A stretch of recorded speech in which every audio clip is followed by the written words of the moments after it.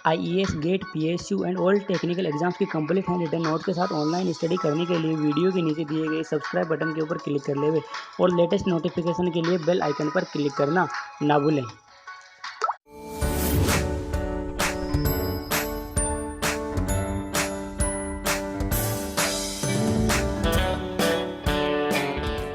Hello, welcome to my next lecture. This is Bharat Kumar Mahawar. Next chapter start करते हैं, chapter number 7 tacheometry. Okay, 6 chapter हमने complete कर लिए। First पढ़ा था हमने introduction part, basics of surveying की सर्वेइंग की क्या क्या बेसिक्स है, किस प्रिंसिपल पर बेस्ड है सर्वेइंग, ठीक है। फिर हमने linear measurement and chain survey पढ़ लिया, जिससे हम क्या करते हैं कि हमारे सर्वे की लीनियर जो भी डायमेंशंस है वो हम पता कर लेते हैं with the help of chain और टेप।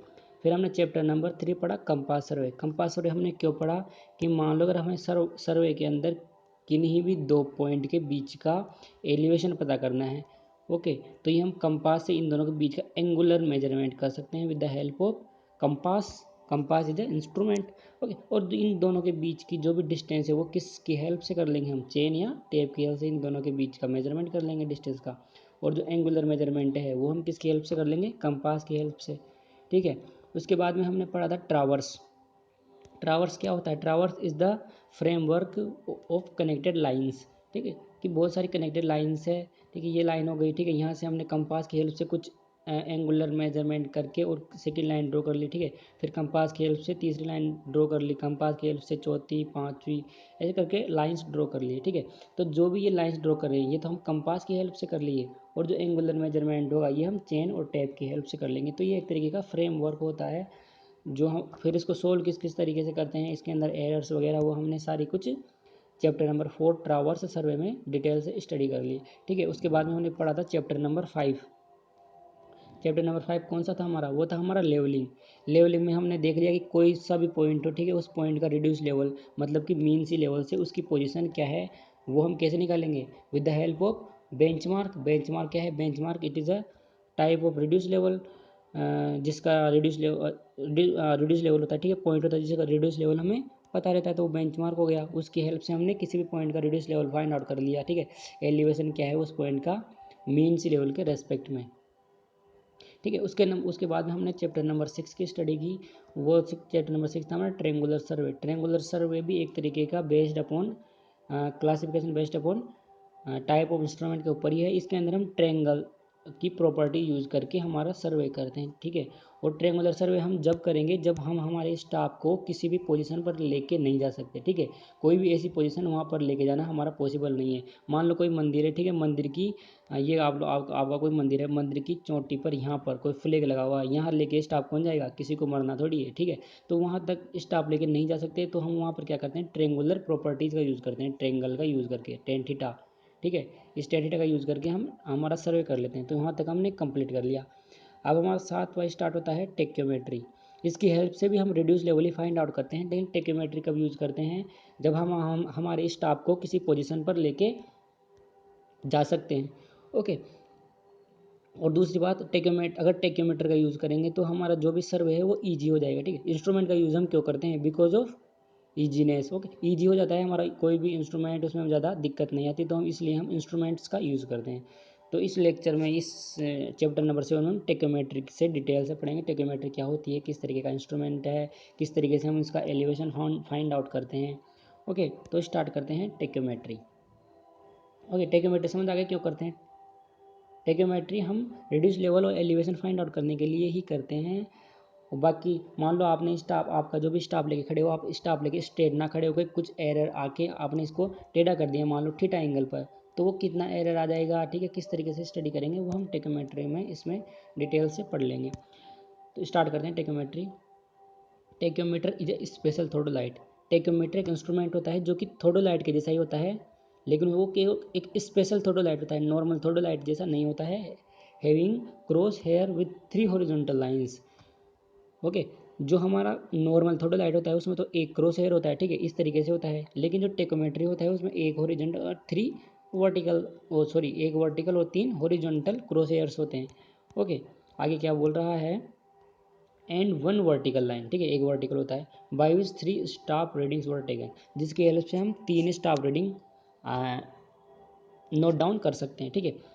अगला है tacheometer can be used for horizontal distances. जो भी हमारा अगर हम हॉरिजॉन्टल डिस्टेंस फाइंड आउट करेंगे तो उसके लिए भी हम इसका यूज़ करते हैं। तो horizontal distance and measurement as well as reduce level. तो टेक्योमीटर का हम दो जगह यूज़ करते हैं, या तो हमें हॉरिजॉन्टल डिस्टेंस फाइंड आउट करनी है या फिर रिड्यूस लेवल फाइंड आउट करना है किसी पॉइंट का। So indirectly this is a classification based upon type of instrument. Okay, आगे चलते हैं। देखो, अगर हमारा कोई भी लेंस होता है उसमें जो भी क्रॉस हेयर्स होते हैं लेंस के अंदर, ठीक है, फॉर विजुअलाइजेशन बाय आई, तो ये इस तरीके से क्रॉस हेयर होते हैं बीच में, ठीक है। एक वर्टिकल होता है, एक हॉरिजॉन्टल होता है। ये हमारा नॉर्मल थोड़ा लाइट होता है। अगर अगर उसी थोड़ा लाइट के अंदर इस तरीके से एक वर्टिकल और 3 हॉरिजॉन्टल क्रॉस हेयर्स आ जाएं तो हमारा टेक्योमीटर होता है, ठीक है। जो भी हमारा बीच का ये जो हेयर होता है वो क्रॉस हेयर होता है, एक्सियल हेयर होता है, ठीक है। और जो ये ऊपर वाले जो भी होते हैं, ये नीचे वाला और ऊपर वाला, उसको हम स्टेडिया हेयर बोलते हैं, ठीक है। उसको हम स्टेडिया हेयर बोलते हैं, ठीक है। यहाँ तक हो गया हमारा स्टेडिया हेयर नॉर्मल थोड़ी लाइट। तो आपको समझ आ गया कि जो हमारा टेक्योमीटर होता है वो किस तरीके से होता है। देखो एक डायग्राम देखो, ये मान लो आप कहीं भी इंस्ट्रूमेंट लेके गए आपका, ओके, ये आपका इंस्ट्रूमेंट है टेक्योमीटर, ठीक है। देखो यहाँ दिखा रखा है, यहाँ से अगर आप आई से देख रहे हो आपकी आई से, तो यहाँ पर देखो, यहाँ पर ये लेंस रहेगा वो इस तरीके का रहेगा। ये हमारा थोड़ा लाइट नहीं, टेक्योमीटर है। टेक्योमीटर कैसा होता है, आपको कैसे पता लगेगा कि टेक्योमीटर है? बस आपको जो क्रॉस हेयर्स होते हैं वो ऐसे 3 हॉरिजॉन्टल होती है उसमें और एक वर्टिकल हेयर होता है, ठीक है। आपने यहाँ से देखा तो आपने सबसे पहले क्या किया, वहाँ बैक साइड रीडिंग ले ली जाके, ठीक है, बेंच मार्क के ऊपर। क्यों? क्योंकि हमें हाइट ऑफ इंस्ट्रूमेंट निकालना पड़ता है, हम इंस्ट्रूमेंट यूज़ करते हैं। तो ये सबसे पहले तो हम क्या करते हैं, बैक साइड रीडिंग ले लेते हैं। और जो भी हमारे क्रॉस हेयर्स हैं, ठीक है, उससे हमें 3 रीडिंग ईजिली फाइंड आउट हो जाएगी, ठीक है। जो एक्सियल है, बीच का एक्सियल हेयर है, ठीक है, उससे तो हमारी स्ट्रेट लाइन बता दो S2। जो नीचे वाला स्टेडिया हेयर है उससे S1, और जो ऊपर वाला स्टेडिया हेयर है उससे S3। The difference between S3 and S1 is S। Okay, इसके और इसके बीच का डिफरेंस S होता है हमारे पास। और जो भी हमारे जो इंस्ट्रूमेंट है उसके और जो हमारा ऑब्जेक्ट है उसके बीच का डिस्टेंस हमारी कैपिटल D है, ठीक है। तो आपको इस टेक्योमीटर के अंदर ये फॉर्मूला याद करना पड़ेगा। इसे याद कर लो, डेरिवेशन कैसे आया, दैट इज़ नॉट इम्पोर्टेंट। आपको ये याद करना है, D बराबर KS प्लस C। के एक तरीके का कांस्टेंट होता है और सी भी एक तरीके का कांस्टेंट होता है। एस क्या होता है, डिफरेंस बिटवीन दिस एंड ऊपर वो जो लाइन थी इनके बीच का डिफरेंस। एस हमारा ये है, के और एस कांस्टेंट्स होते हैं, ठीक है। के को हम बोलते हैं मल्टीप्लाइंग कांस्टेंट एंड सी को बोलते हैं एडिटिव कांस्टेंट। दोनों को याद रखना, एग्जाम्स में ऑब्जेक्टिव में सीधे पूछते हैं कि multiplying constant and additive constant बताओ क्या क्या होंगे। तो ध्यान रखना, ये हमारा फॉर्मूला होता है डी बराबर के एस प्लस सी। इसमें के क्या होता है हमारा, multiplying constant, and C additive constant. अब अगर मानो आपको इस बी का रिड्यूस लेवल फाइंड आउट करना है, आपको बोले कि इस बी का रिड्यूस लेवल आप फाइंड आउट करो, तो इसका कैसे फाइंड आउट करोगे? आपको यहाँ देखो बेंचमार्क पता है आपको, बेंचमार्क से आप यहाँ चले जाओ, benchmark plus back side reading, मतलब आप यहाँ तक चले गए, ठीक है। अब यहाँ से अगर आप S2 माइनस कर दोगे इसमें, तो सीधे सीधा आप यहाँ पहुँच जाओगे इस पॉइंट पर, ठीक है। देखो reduce level of benchmark plus back side reading minus से एस कर दोगे, सॉरी S2 कर दोगे, यहाँ तक S2। यहाँ से यहाँ तक हमारी S1 डिस्टेंस है, यहाँ से हमारी S2 डिस्टेंस है। तो यहाँ से यहाँ आने के लिए S2 माइनस करना पड़ेगा, इसलिए S2 माइनस कर दिए। सी तो हम ऐड करते हैं, क्यों? क्योंकि हमारा जो भी सर्वे करेंगे उसके अंदर कुछ हमारी कंबाइंड एरर, मतलब रिफ्रैक्शन करेक्शन या फिर कर्वेचर करेक्शन आ सकते हैं, इसलिए हम सी तो ऐड करते हैं। या क्वेश्चन में दे दे तो अच्छी बात है। अगर हमारी देखो ये डिस्टेंस बहुत ही कम आए, अगर 195.5 किलोमीटर स्क्वायर से कम आए ये, तो हम इसका नेगलेक्ट कर देते हैं, ठीक है। अगर हमारी ये डिस्टेंस बहुत ही ज़्यादा आए तभी हम इसको कंसिडर करते हैं, तो इसको नेगलेक्ट कर देते हैं, लेकिन फॉर्मूले में तो ऐड करना पड़ेगा, ठीक है। दूसरी बात क्या बताना भूल गया मैं, अच्छा, आप बोलोगे कि हम, हाँ ये बताना भूल गया कि आप बोलोगे हम यहाँ से यहाँ फिर यहाँ से यहाँ जाके यहाँ आने की क्या ज़रूरत है, हम सीधे यही ले लेते। तो वो हम इसलिए नहीं लेते कि क्या पता आपका बेंच इस तरीके से अंडुलेटिंग हो, तो हम सीधा नहीं ले सकते। हमें क्या पता इस इंस्ट्रूमेंट तक जाना, इस बेंच मार्क की हेल्प से हमें इंस्ट्रूमेंट की हाइट पता करने की, फिर हाइट से नीचे जाना पड़ता है, ये प्रोसीजर होता है। क्यों? क्योंकि हमारी ये जो अर्थ है वो कैसे भी अंडुलेटिंग हो सकती है, ठीक है। इसलिए हम यहाँ से आप सीधा नहीं कर सकते कि बेंच मार्क यहाँ तक है तो यहाँ का तुम्हें पता ही है सीधा यही होगा ना, ऐसा नहीं हो सकता, ठीक है। हमारा प्रोसीजर होता है बेंचमार्क से यहाँ जाना है, यहाँ जाके यहाँ इस तरीके से आना। अगर आपको ऊपर किसी का पॉइंट का एलिवेशन पता करना है तो आप यहाँ से यहाँ चले जाओ, यहाँ से यहाँ चले जाओ, मतलब यहाँ आ गए, मतलब सीधा सीधा आप यहाँ आ गए। ये लाइन का कोई वैल्यू आपको ऐड नहीं करनी है, ये यहाँ आ गए इसका मतलब सीधे सीधे आप यहाँ आ गए, सीधी बात है, वो स्ट्रेट है। तो वो केवल समझाने के लिए बता रहा हूँ। ओके, तो यहाँ तक अब देखो एक क्वेश्चन कर लेते हैं, इसमें तो क्वेश्चन से क्लियर हो जाएगा। ये आपका क्वेश्चन है, देखो क्वेश्चन क्या बोल रहा है। इफ़ स्टाफ रीडिंग और टेकन बी एंड सी, आपकी बी और सी पर स्टाफ रीडिंग ली गई है बाई ए टेकोमीटर, एक टेकोमीटर की हेल्प से, जो कि ए पर प्लेस है। आपका टेकोमीटर ए पॉइंट पर प्लेस है और ए से बी और सी पॉइंट पर आपकी रीडिंग ली गई है। ठीक है, बी पर रीडिंग सारी है ये तो आपकी क्या है, डी है। ठीक है, ये भी आपकी डी है। ये क्या है, S1 S2 S3 S1 S2 S3। Calculate multiplying constant and additive constant, आपको के और सी की वैल्यू फाइंड आउट करनी है। ठीक है, ये वैल्यूज आपको दे रखी है, क्वेश्चन आप लिख लो कॉपी में, सामने रखना, सॉल्यूशन करे तो देखो। जब आप आपका ए पॉइंट पर रख के बी पर जब रीडिंग ले रहे हो, ठीक है, जब बी पर रीडिंग ले रहे हो ए पॉइंट से, तो देखो आप, ये आपको दे रखी है 120 meter distance between instrument and object. Okay, S आप कैसे निकालोगे, S3 minus S2, sorry S3 minus S1, ये आपकी ये आ जाएगी।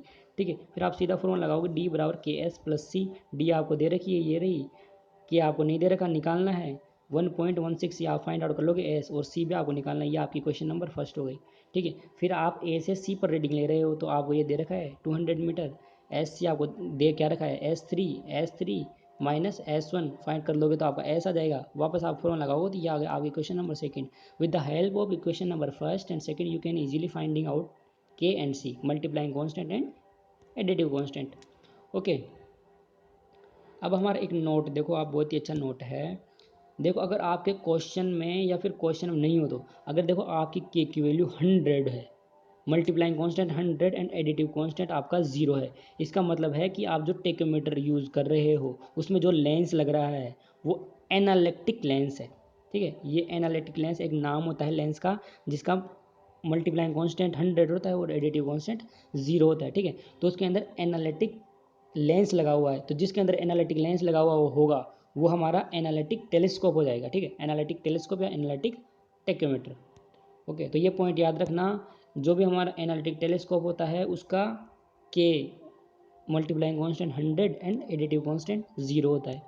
ओके, देखो अब आप इसका यूज़ करके आप जो अब इन दोनों का यूज़ करके के बराबर 100 एंड सी बराबर 0 का यूज़ करके आप ये इन दोनों के बीच में कितना एंगल बनेगा किसी स्टाफ पर, ये आप इजीली फाइंड आउट कर सकते हो। वो कैसे करोगे, देखो मान लो आपने वो ले जाके यहाँ रख दिया, आपका जो भी एनालिटिक टेलीस्कोप है, ठीक है, ले जाकर रख दिया, आपका एक यहाँ जाएगा, स्टेडिया एरिया की स्टेडिया एरिया यहाँ जाएगा, और जो एक्सियल हेयर है वो यहाँ पर चले जाएगा। ठीक है, मान लिया इसके बीच का एंगल हमारा बीटा बन गया। हमें डी की वैल्यू पता है, डी बराबर क्या होती है, सॉरी डी की वैल्यू थोड़ी पता है हमें के की वैल्यू एंड सी की वैल्यू पता है, 100 and C is equals to 0। तो एनालिटिक लेंस के लिए हम बात कर रहे हैं, तो के ये हो गई हमारी, सी ये हो गई, तो हमारा फॉर्मूला क्या होता है, डी बराबर के एस प्लस सी, ये आप लगा दोगे, तो डी बराबर के की वैल्यू 100 लिख के सी की वैल्यू 0 जाएगी, तो हमारा डी सीधा सीधा क्या आ गया 100 एस, मतलब आपकी ये जो वैल्यू है ये आपकी क्या आ गई 100 एस। ओके, अब देखो आप इसके लिए वो यूज़ कर लो ट्रायंगल का फॉर्मूला, यहाँ से आप परपेंडिकुलर को खींचोगे तो ये आपकी परपेंडिकुलर हो गई। ठीक है, इसके अंदर आप टेन थीटा यूज़ करोगे, तो ये बीटा बाई 2 हो गया, टोटल बीटा था तो ये बीटा बाई 2 हो गई, टोटल एस था तो ये इतना एस बाई 2 हो गया। जब आप ये यूज़ करोगे इसके अंदर टेन थीटा वाला formula, tan theta is equals to L upon V, लाल बटा का लगाओगे इसमें, दिस साइन तुम्हारा ये होता है साइन कोस टेन। ठीक है, और इसका उल्टा कोस कोट सेक कोसेक। ठीक, ये तो आप जानते हो, टेन थीटा लगाना है इसमें, आप किस तरीके से आपका कैसे लगाते हो वो आप लगा लेना। ठीक है, ये एक तरीके का ट्रायंगल बन गया इस तरीके से, ये आपका एस बाई 2 है, ये आपका बीटा बाई 2 है, ये आपका 100 एस है। सीधा इसमें लगाओगे तो आपकी इजीली फाइंड हो जाएगा ये, कि आपका जो भी बीच में एंगल बनता है वो कितना बनता है, 0 डिग्री 34 मिनट एंड 22.63 सेकेंड। ठीक है, ये लगाओगे देखो इस तरीके से आएगा, S by 2 equals to 100 S 10 beta by 2। Okay, देखो यहाँ समझा रखा है, आप इसको देख लेना। अब बात आती है थ्योरी ऑफ टेक्योमीटर। टेक्योमीटर की कुछ थ्योरीज के बारे में और थोड़ा डिटेल से समझिए अगर, तो देखो टेक्योमीटर के बारे में, टेक्योमीटर हमारा टेक्योमेट्री कर रहे हैं तो टेक्योमीटर यूज़ होगा इंस्ट्रूमेंट, तो उसके बारे में डिटेल तो स्टडी करना ज़रूरी है। तो देखो ये आपका इंस्ट्रूमेंट है, ओके, ये टेकोमीटर लगा हुआ है यहाँ पर, देखो यहाँ से आप देखोगे ये आपकी आई है। ओके, यहाँ से आप देखोगे इसको, ये आपका इंस्ट्रूमेंट है टेकोमीटर है। तो देखो और ये आपका स्टाफ है। ठीक है, ये आपका स्टाफ है। ओके, अब आपके जो स्टेडिया हेयर है, एक आपके स्टेडिया हेयर ये हो गया, एक स्टेडिया ये हेयर ये हो गया, और ये आपका एक्सियल हेयर हो गया। ठीक है, तो यहाँ से इस सेंटर पॉइंट से आपकी जो भी इमेज बनती है, जो मैकेनिज्म होता है वो इस तरीके से होता है। ठीक है, हमें पता लगता नहीं है, जो एक्चुअल में मैकेनिज्म इसी तरीके से होता है। आपके सेंटर से यहाँ पर कोई पॉइंट जाएगा। ओके, यहाँ पर पॉइंट नहीं जाएगा, गलत कर रहा हूँ। ठीक है, यहाँ से इस जो अपर स्टेडिया हेयर है वहाँ से ऑब्जेक्ट पर इस तरीके से पॉइंट जाएगा, और जो लोअर स्टेडिया हेयर है वहाँ से इस पर जाएगा। तो यहाँ से रिफ्लेक्ट होकर के, यहाँ से रिफ्लेक्ट होकर लाइन आएगी इस तरीके से अंदर यहाँ पर। ठीक है, और यहाँ से लाइन रिफ्लेक्ट होकर आएगी इस तरीके से यहाँ पर। ओके, इतना समझ आ गया कि यहाँ से आपके पॉइंट्स जाके रिफ्लेक्ट होकर लाइंस इस तरीके से आती है। ओके, तो लाइन जो रिफ्लेक्ट होकर आएगी तो एक जगह पर लेंस के अंदर, टेलीस्कोप के अंदर हमारी इमेज बनाती है, उसको हम दे रखें आई नाम से। ठीक है, और जो भी हमारी लाइंस जाएंगी यहाँ से, एक यहाँ से जाएगी। ठीक है, जो हमारा मैकेनिज्म होता है वो इस तरीके से होता है। तो ये जहाँ पर टच करेंगे वो, और जो लेंस के बीच की डिस्टेंस है उसको हम फोकल लेंथ बोलते हैं। ओके, और आप होते पता है ये दोनों के बीच की डिस्टेंस तो हमारी एस होती है, नीचे S1 S2 S3। ओके, इतना समझ आ गया। और आपकी लेंस और जो ऑब्जेक्ट है उसके बीच की डिस्टेंस को यू बोलेंगे। ओके, और जो इमेज और लेंस के बीच की डिस्टेंस को स्मॉल वी बोलेंगे। और जो आपका वर्टिकल एक्सिस है इंस्ट्रूमेंट की, उसके और टेलीस्कोप के बीच की डिस्टेंस को स्मॉल डी बोलेंगे। और जो वर्टिकल एक्सिस है इंस्ट्रूमेंट की, उसके और ऑब्जेक्ट के बीच की डिस्टेंस को हम क्या बोलेंगे, कैपिटल डी। और जो वर्टिकल एक्सिस है वहाँ से आपका जो फोकल लेंथ है, फोकस है, मतलब फोकस पॉइंट है, वहाँ तक की डिस्टेंस को हम सी बोलते हैं। ठीक है, सारी बातें समझ आ गई। मैकेनिज्म आपको समझ आ गया किस तरीके से होता है कि यह आपके क्रॉस हेयर से वो एक हेयर का इंटरसेक्शन, जो भी हमारी लाइन है वो यहाँ से यहाँ पर जाती है, और इसकी लाइन यहाँ से यहाँ पर जाती है। फिर होता क्या है कि यहाँ से आपके रिफ्लेक्ट होकर लाइन यहाँ आएगी, और यहाँ से आपकी लाइन रिफ्लेक्ट होकर यहाँ आएगी। तो दोनों लाइन जाके एक जगह पर इमेज बनाती है। जो भी हम आई से यहाँ पर जो भी दिखेगा वो आपको जो ऑब्जेक्ट दिखेगा, ये ऑब्जेक्ट, इस ऑब्जेक्ट की इमेज आपको यहाँ दिखती है उसमें। ठीक है, इसकी इमेज यहाँ दिखती है। इस तरीके से हमारा मैकेनिज्म होता है। सारे पॉइंट्स बताए। आई के साइज ऑफ इमेज है। ठीक है, एस क्या है, distance between size of object. ठीक है, ये ऑब्जेक्ट की साइज हो गई एस आपकी। ओके, स्मॉल भी क्या है, डिस्टेंस बिटवीन, समझा दिया मैंने सब कुछ, ये सब बता दिया मैं। ठीक है, तो देखो, तो इस तरीके से जो भी हमारा लेंस होता है, आपने अगर IIT JEE की कोचिंग करी होगी या ट्वेल्थ में पढ़ा होगा, ट्वेल्थ में आपने पढ़ा होगा ये फॉर्मूला फॉर लेंस। जब आपने लेंस चैप्टर पढ़ा होगा तो ये फॉर्मूला आपने सीधा सीधा पढ़ा होगा। क्या होता है, 1 upon focal length is equals to 1 upon distance between object and lens plus 1 upon distance between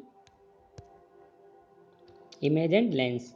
okay, 1 upon focal length is equals to 1 upon distance between object and lens plus 1 upon distance between image and lens.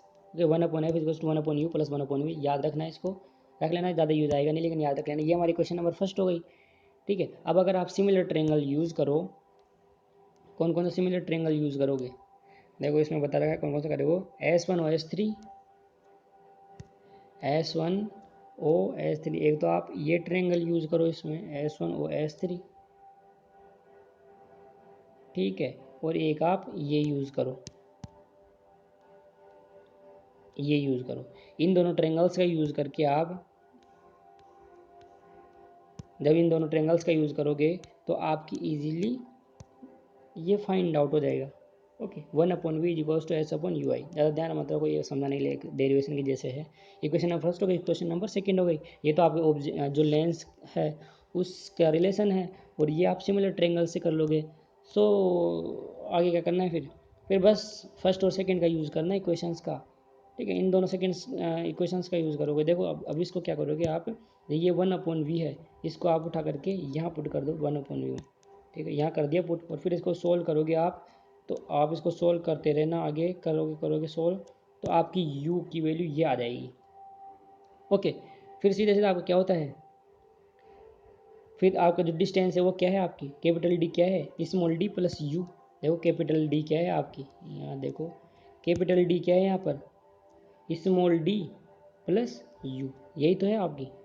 बस जब उसमें values put कर दोगे आप, तो आपकी last में ये फाइंड आउट हो जाएगा आपका। ओके, क्या होता है डी बराबर, ये देखो ये कैसे आ गया, डी बराबर के एस प्लस सी, इस तरीके से आ गया। देखो ये डी बराबर के एस प्लस सी, डी बराबर के आपका ये हो गया, एस होता है प्लस सी।